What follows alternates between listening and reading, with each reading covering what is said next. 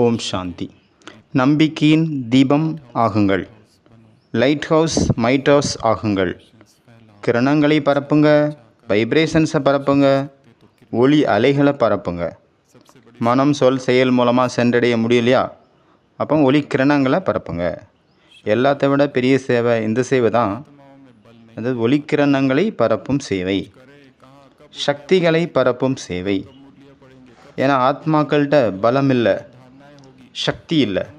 அவங்க ஏதாவது செய்யலாம் அப்படின்னா சக்தி இல்லை.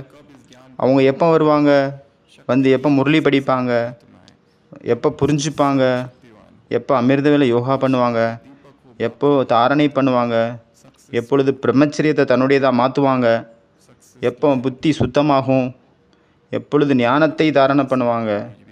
உலகில் உள்ள ஆத்மாக்கள் சக்தி இல்லாமல் இருக்காங்க. ஆனால் நம்ம மாஸ்டர் சர்வசக்திவான், பாபாவின் நம்பிக்கையின் தீபம், பாபாவின் கண்ணின் மணி, வெற்றி நட்சத்திரம். இது ஒரு பயிற்சி. நடுநடுவை உட்காந்து கிரணங்களை பரப்பணும். இப்போ நான் யார்? நான் லைட் ஹவுஸ் ஆத்மா.